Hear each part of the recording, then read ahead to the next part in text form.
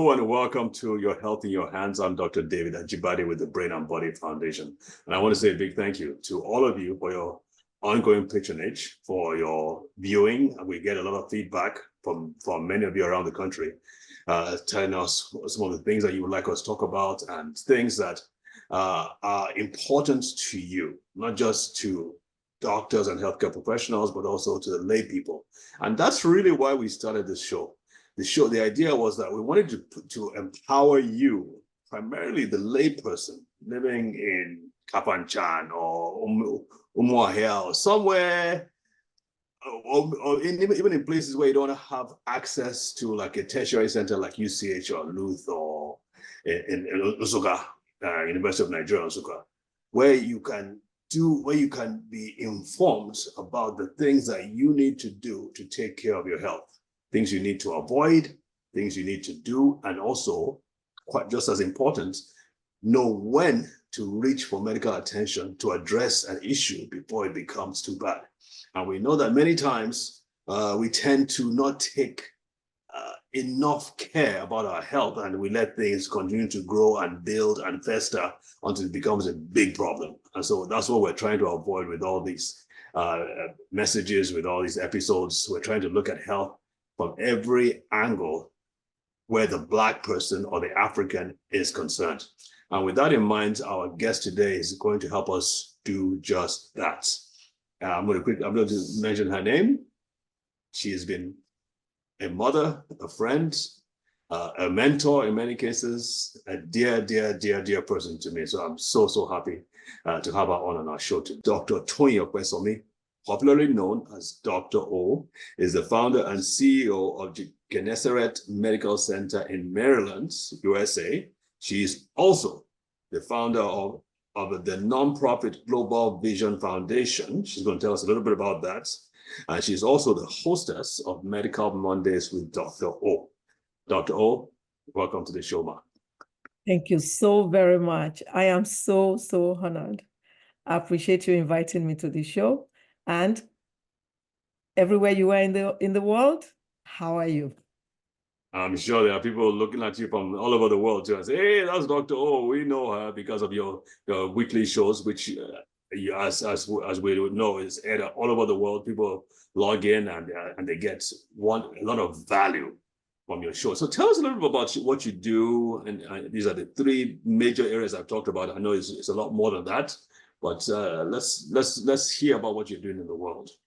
Okay, thank you. Well, I'm a family practitioner first. So from babies to any age, I also treat HIV and I treat addictions. I love bridging or trying to bridge health disparities in our populations.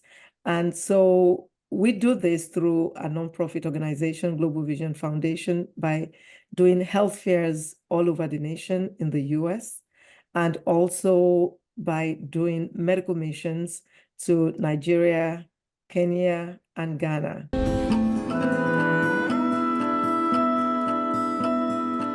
So as we're talking off camera, and as you know,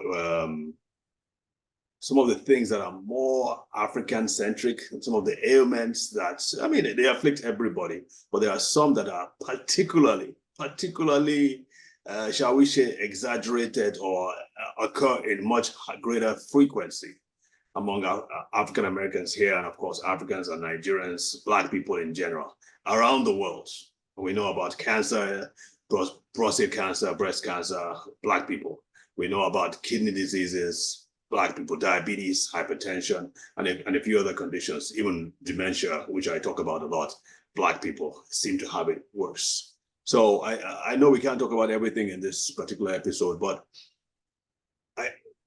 hypertension seems to stand out more than anything else, and it seems to be something we're very careless about. So what do you say we start with hypertension and talk about that? You're right on the money. I must say, though, that it seems like every disease entity becomes worse when it gets into the Black population. We saw that in HIV, but that's not the talk tonight. we need to do a lot of work in that area. But hypertension, we call it the disease of Black people. We also call it the silent killer. The silent killer, because most people that have hypertension, that's high blood pressure, don't even know they have it, because there are usually no symptoms. They go about their daily work, daily activity, and they don't know they have anything. When people show up in clinic with headaches and chest pain, we get excited. I get excited that thank God, because blood pressure is 200 and something over 100 and something. And, they show up, they say they have this headache or this chest pain. I'm like, great, because now we can still do something about it before disaster happens. We can treat and, bring down the blood pressure and avert possible complications of high blood pressure. That includes heart attack, stroke, congestive heart failure, kidney failure, or blindness without any warning. These things happen without warning. And then, people say most of the time that it is spiritual. And God forbid that somebody fought with someone before then that person is in trouble. So high blood pressure is a big one. And how do one know that they have high blood pressure? It's just by checking. Again, it's a silent killer. Most people have no symptoms. So if you don't check, you don't know. And that's one of the reasons we do the health fairs, we do the medical missions, so that it gives people opportunities, at least, when we do that, for them to check. Most Black people, or let me say, a lot of Black people don't do those yearly checkups or follow up with disease entities, even when something is found.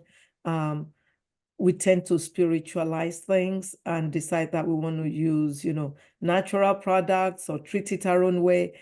Oh my gosh, a lot of us just feel we know so much more than doctors, that, it takes time to explain in clinic sometimes the disease entity and what needs to be done. So I think that's one of the reasons. There may be more. I believe there are more that we need to still look into. And until we do more probing, that's one reason, not taking adequate care of ourselves. And I think, if I may say this too, I think one of the other reasons too is that most medicine, modern medicine, was developed from treating and researching the white person, specifically the white male, the white man. In fact, we're now getting a bigger call from female doctors who are saying that many of the drugs that have been used commonly today were studied on white men, not even white women, for various reasons, including the problems with keeping track of the monthly periods. So I understand, and I don't want to get in trouble here, but it seems as if there has been a narrow range of people who this thing has been, who most treatments and most drugs have been developed for, that adapting it to a different demographic like the Black person, or even the white female, it doesn't fit as neatly into those boxes. And sometimes we're finding out the hard way. For instance, when it comes to hypertensive drugs that we're going to be talking about, there are some drugs that work perfectly for white people that can kill. And I've seen someone who actually died, but he was resuscitated from using the same antihypertensive that a white person would do very well with a white person, but did not do well for that Black person as well. So I don't know what your thoughts are where that is concerned. Well, I haven't seen that, but I will say this to take us a little bit to the core of this and to focus on high blood pressure. Yeah. The researches that were done on high blood pressure in the past, yes, were done on white males. Why was that? Because Black people usually don't volunteer for researches. Yeah. for obvious reasons. They've had bad experience in the past. Yep. So when we talk about, even the symptoms of heart attack, the symptoms that we talk about, the chest pain, the diaphoresis, the sweating profusely, possible nausea, headache, when somebody's having a heart attack, those are symptoms of the white man found in research. We've now seen with more Black people, women, more white people, more white women, Black women, Black men, volunteering for researches, that the symptoms are different, especially in women, whether Black or white. Women may present with just left-hand pain and they're having a heart attack. So when I worked in the ER, in the emergency room, and a woman presents with left-hand pain, we do EKG right away. And you know what? Sometimes they are having heart attack right there acutely. So fast forward, more of us are, participating in researches. And in recent times, talking about high blood pressure again, we found out that Black people do better on medications called calcium channel blockers and diuretics. So what are calcium channel blockers? Because for our audiences who know these things by name, and again, I'm in the US, hopefully I'll stick with the generic names like amlodipine, nifedipine, diltiazem, stuff like that. Black people do better on those. And on diuretics, spironolactone, hydrochlorothiazide, chlorthalidone, medications like that, than on some other medications that we used to use. But when we are treating high blood pressure, we do know that some medications like the, ACE inhibitors, like your lisinoprils and benzopril, stuff like that, and the ARBs, angiotensin reductase blockers, they protect the kidneys. If somebody has diabetes, we want to put them on it. High blood pressure, we know they protect the kidneys, but they will not bring down the blood pressure of a Black person as much as we would like them to do. So what people like me do in clinic is combine them. We put them on the medication that will bring down the blood pressure very well, that we know that research has shown, and then the one that will protect the kidneys at the same time. It will still bring down the blood pressure some. It may not be as much, but it would work together to do the needful and do that protection. So I have not seen medication that is used in a Caucasian, in a white person, that kills a Black person. No, I've seen medications that Black people may have more adverse reaction to. There are some HIV drugs like that. There's a particular one, that would increase the risk of kidney problems in the Black person more than in the white person. And we saw that, treating HIV when HIV was still really, really difficult to treat, that we saw that, obviously, without even doing overt research on that.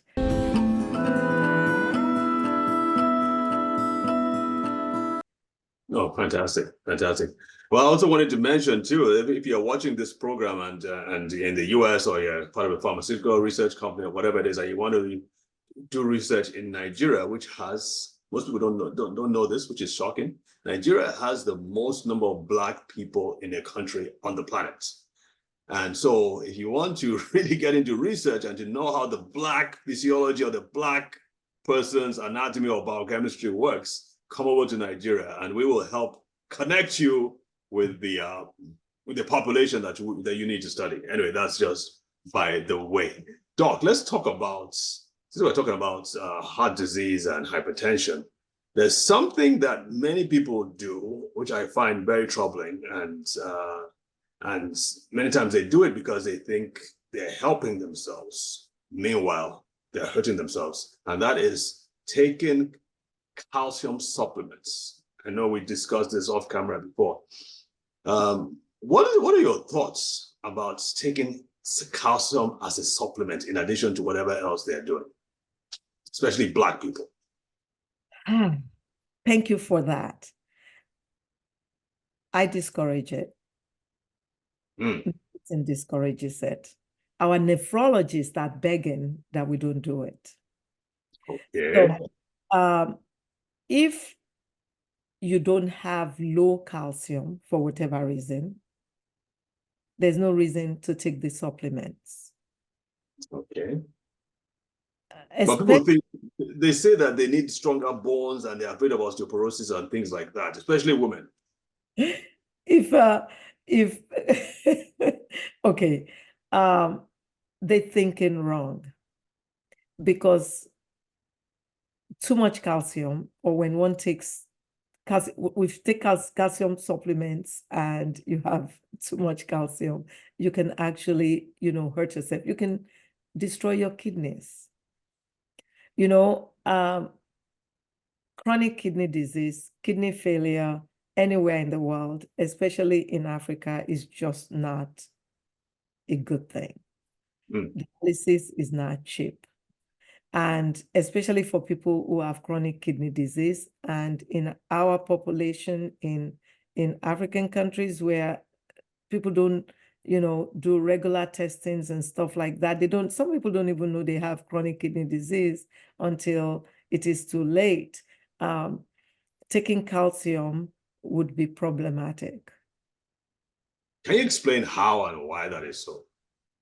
Okay, so this will get a lot complicated because okay, that's the thumbnail version. In chronic kidney disease with increased phosphorus, that itself binds to calcium. Also, vitamin D cannot be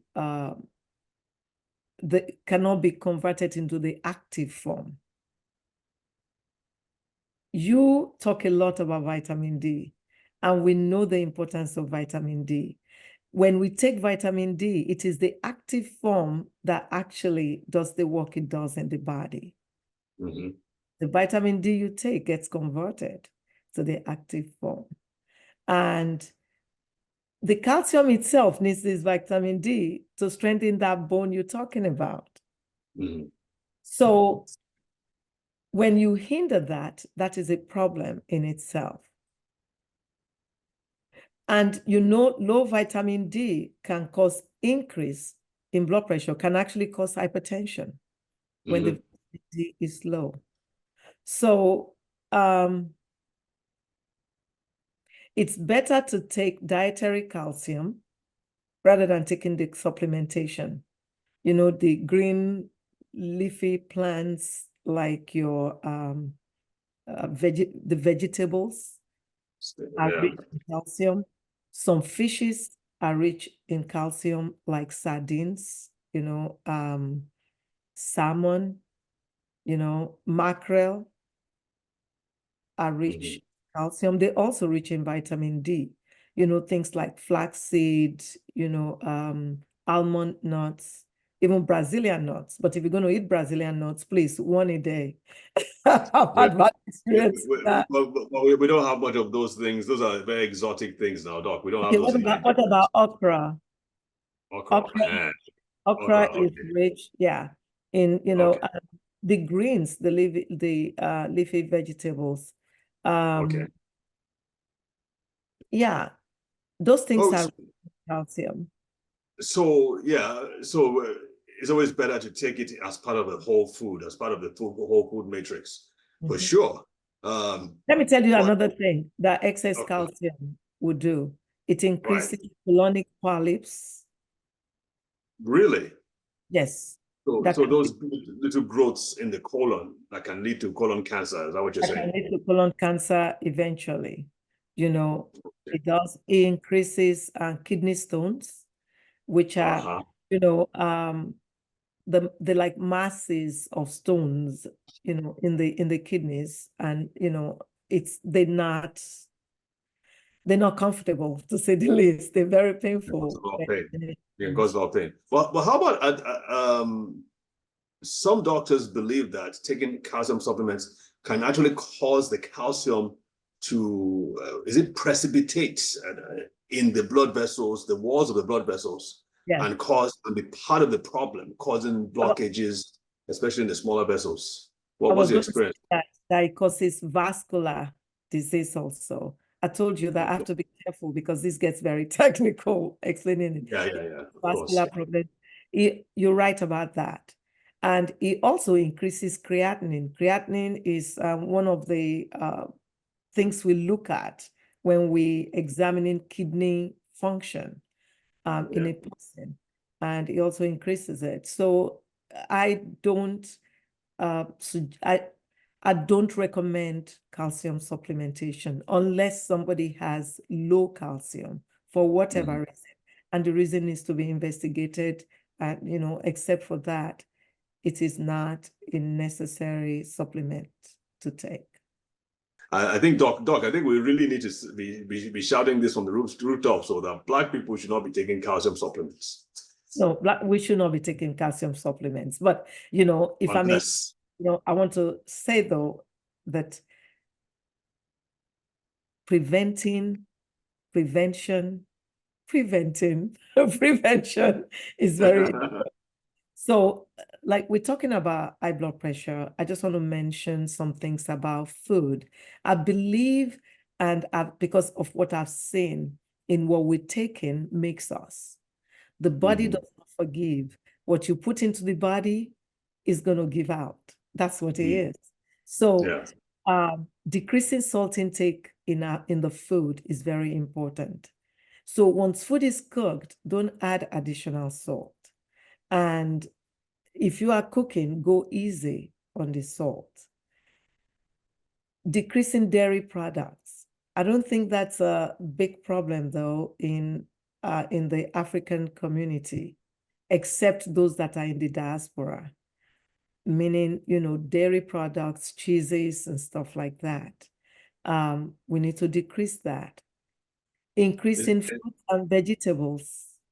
Is there any reason why? Can you explain quickly why that's a problem? Because, dairy products, salt increases blood pressure. Dairy products too? Yes, increases blood pressure. So if you're going to drink your milk, I say this sometimes, that think about it. We are in the animal kingdom, right? Human beings are in the animal kingdom. All animals, when they have their babies, they breastfeed. But it comes time that they wean the babies of the breast milk, and the babies, the children, or the babies and children, start now eating what that animal is eating in the habitat, right? Human beings are the only ones, we are the only ones who continue to drink milk after we're weaned. Then we don't drink milk in our species. We drink milk across species. We drink cow milk, goat milk, what have you milk. And so, and then we start having lactose intolerance, and which is worse among Black people, by the way. But I'm still a little. But we see that it also increases blood pressure. Yeah, how does that happen though? I've never heard that before though. You've never heard that you should decrease dairy products if you that dairy products cause blood pressure, high blood pressure. It increases high blood pressure. Yes. And well, without being too technical. Well, without being too technical, what is the cheeses, the milk, and the lads? Butter. So what does lard do in the vessels? Okay, you're talking about the fat? Yes. They have fats. And they're not friends of your vessels. So anything that will clog the vessels or that will slow the flow of blood in there would increase blood pressure because it would increase pressure. Okay, so it's more of a fat problem than anything else. So okay, so we're looking at a couple of things. That being said, if I can just finish this train of thought before I forget, increasing fruits and vegetables and increasing exercise brings down blood pressure. So I talked about things that can increase the blood pressure, and I want to talk about things that would bring it down, you know, in our habits and eating. The brain washes itself out in sleep. Yes. So when you talk about sleep, when you talk about exercise, they would apart from everything else they do, they also help with the brain health. So I agree with you. We need to have good sleep, although research for that showed that the 7 to 8 hours that we used to talk about may not necessarily be true. Oh, really? Has different sleep needs. So some people do well on 4 hours of sleep. Some do well on 10 hours of sleep. Some on 8 hours of sleep. Consistency is very important. So if you go to at 10 and you wake up at 6, you want to make that consistent. Consistency is very important. It's something else that was shown in research. I see. That's a good point. Thank you for that, Dr. O. All right, looks like our time is fast spent. Dr. O, thank you so much for all you do, for taking time out to speak to us today, and we hope we can have you back soon. Thank you so much. I appreciate you, and thank you all. All right, folks, thank you so much for joining us. Remember, you can watch reruns. You can watch these archived videos on our website, brainandbodyfoundation.org, and you can follow me and the foundation. I'm Dr. David Ajibade on all social media platforms.